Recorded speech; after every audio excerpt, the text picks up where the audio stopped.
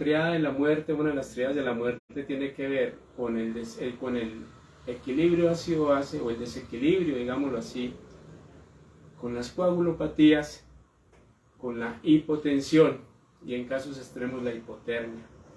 En mi época se decía que cuando el paciente que tenía un pulso filiforme o galopante y palpaba ese pulso filiforme o galopante en la femoral, nos decían, y estaba hipotérmico, nos decían que eso se llamaba la cruz de la muerte.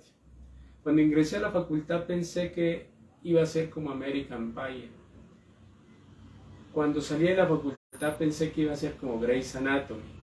Y después de 30 años ni siquiera soy como el Dr. House. Entonces es muy importante determinar el equilibrio ácido-base del paciente. ¿Qué trastorno ácido-base tiene el paciente y si está compensado o no está compensado? Tenemos 4 tipos de trastornos ácido-base y son las acidosis metabólicas, las acidosis respiratorias, la alcalosis respiratoria y la alcalosis metabólica. En las acidosis metabólicas están las con anion gap elevado y con anion gap normal. Las que tienen anion gap, el anion gap elevado es el equilibrio entre los aniones y los cationes, o sea, las sustancias de carga positiva que son los cationes y las sustancias de carga negativa que son los aniones. Y anion gap normal tiene que ver con problemas con el cloro, la hipercloremia. También en esta acidosis metabólica también tenemos que ver con las insuficiencias hepáticas, cierto tipo de toxinas, intoxicaciones con metanol, intoxicaciones con ácido acetilsalicílico, aspirina. No es que no se les pueda dar a los pequeños animales, generalmente es cada 48 horas, sobre todo en gatos, y a unas dosis muy mínimas en gatos. Más adelante les hablaré sobre las dosis para que no nos salgamos del tema, y lo mismo en perros. Y algunas acidosis metabólicas son trastornos muy raros en diabetes. Están las acidosis metabólicas y están las acidosis respiratorias. Las acidosis respiratorias generalmente se presentan por un acúmulo de dióxido de carbono en el cuerpo y es la imposibilidad de los pulmones para eliminar ese dióxido de carbono.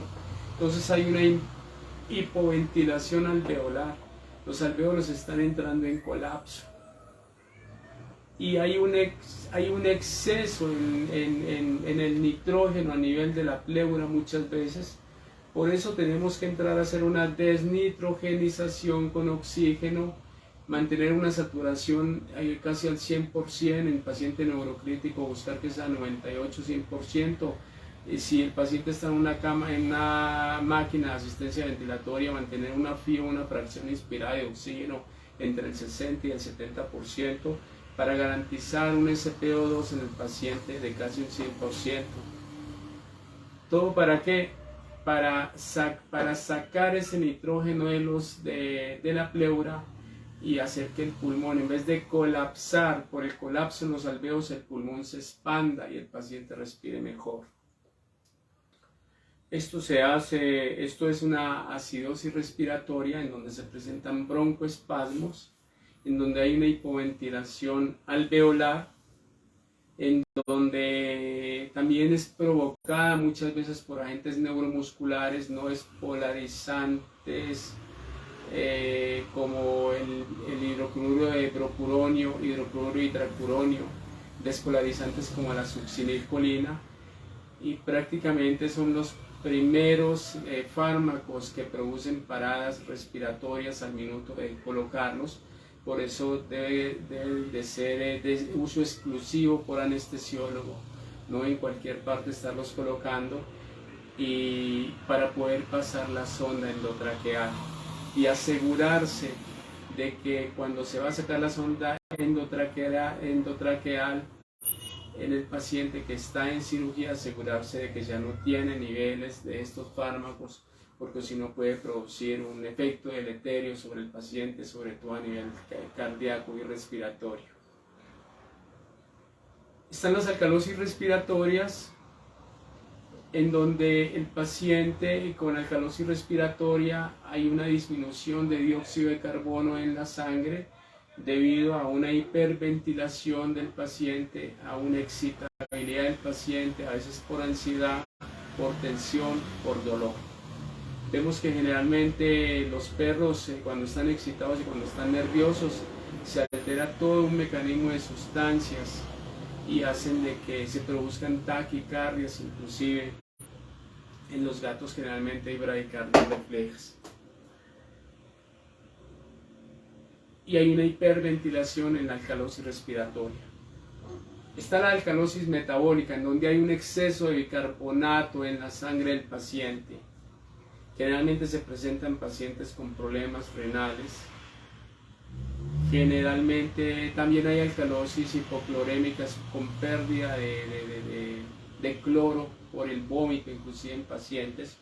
Y se da también en pacientes en donde hay una, y en estos pacientes se presentan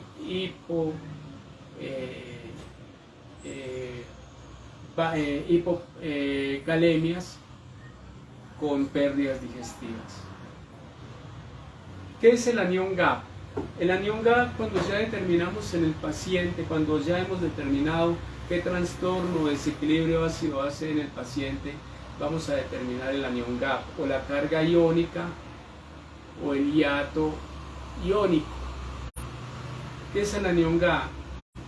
En el organismo hay que determinar cuando nosotros tenemos un paciente, cuando sacamos gases arteriales.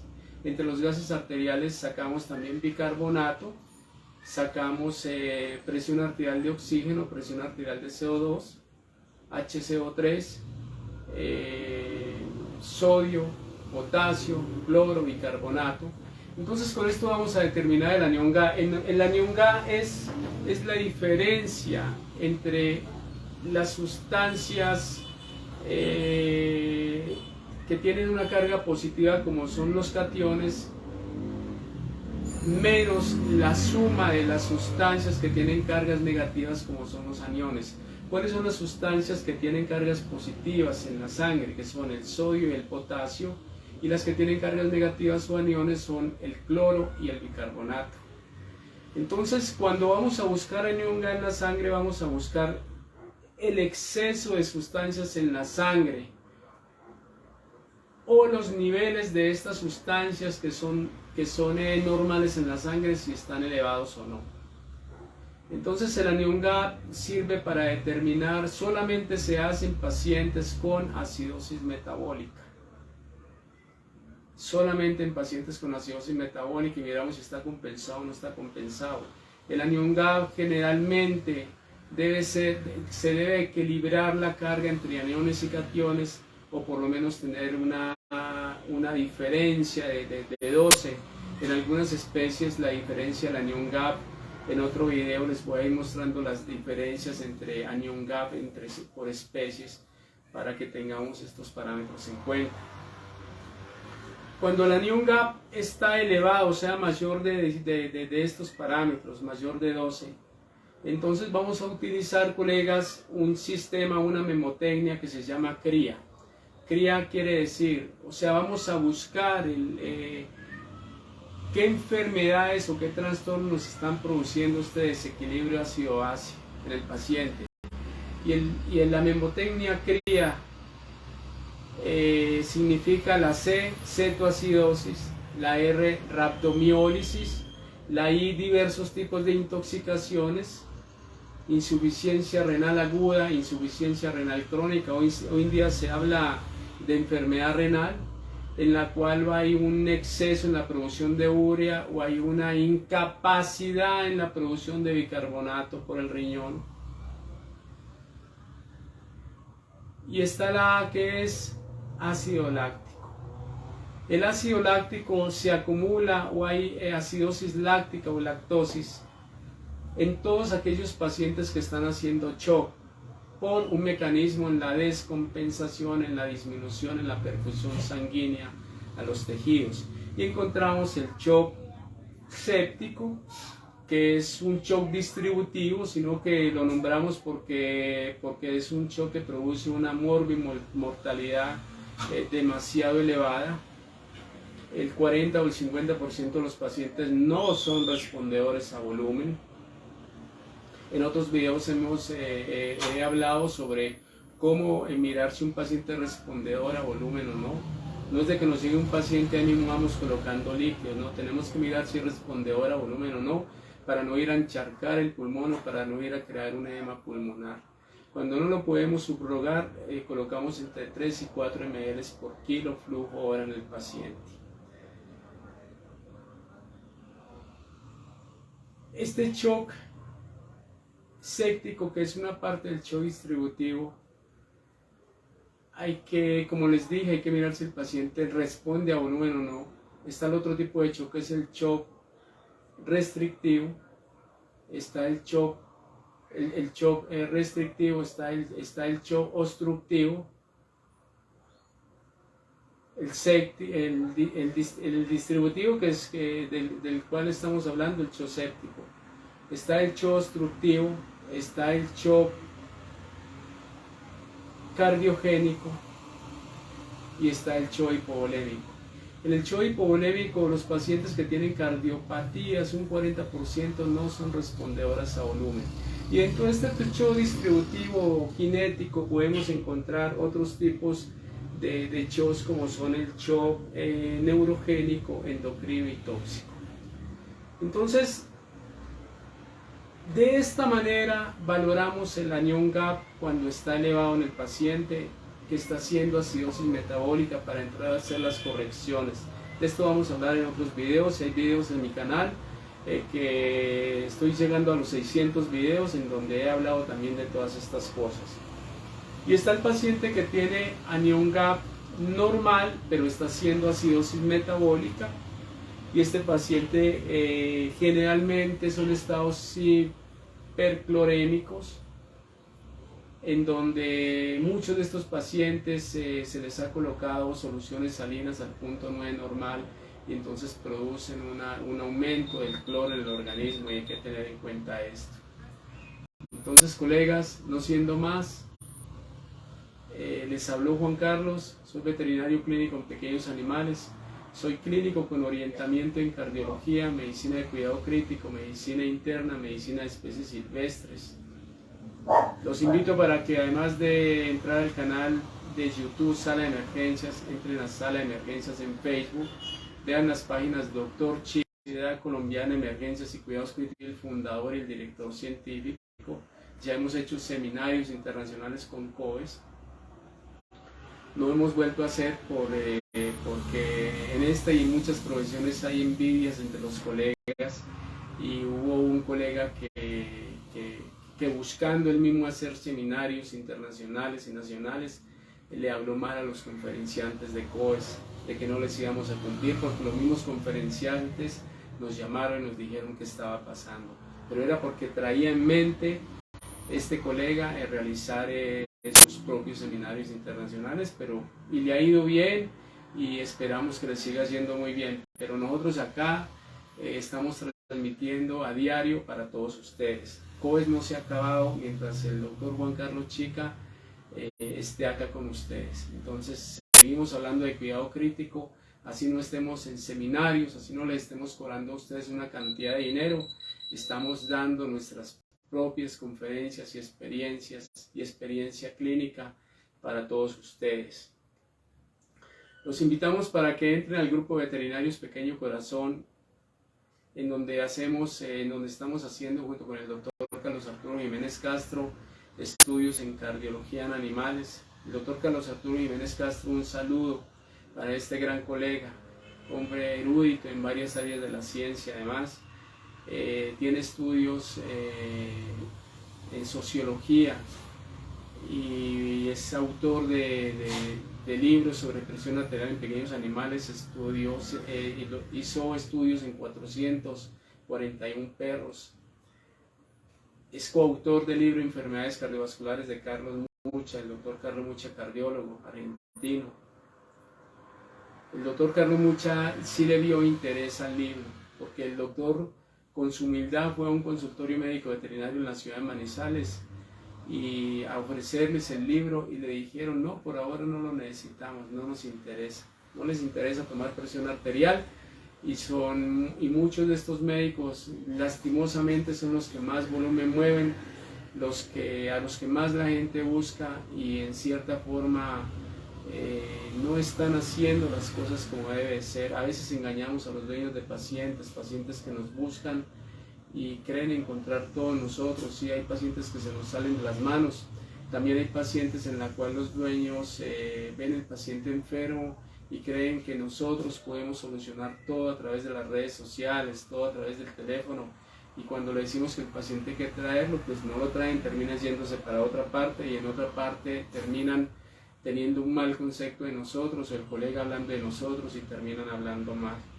Me pasó con un paciente que le hice una prueba de parvo y coronavirus, la prueba de Uranotest. Todos ustedes, colegas, la conocen, es una prueba demasiado segura, es una prueba en un laboratorio serio, y después de unos días el paciente comenzó, y la química sanguínea no mostraba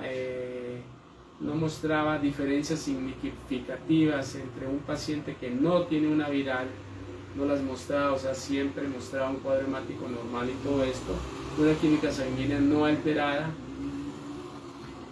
y terminan siendo otro consultorio porque por algunas razones las tendrán ellos, y en ese consultorio aparece con una prueba de Bionov en donde aparece parvo positivo. Yo le creo mucho al laboratorio Uranotest. Igual nosotros no hacemos pruebas de laboratorio, lo único que nosotros hacemos es copiar y pegar. Esa prueba de laboratorio no la inventa uno en el consultorio. Uranotest es un laboratorio demasiado serio, y Animal Life Manizales, otro laboratorio al cual me apoyé, también es demasiado serio.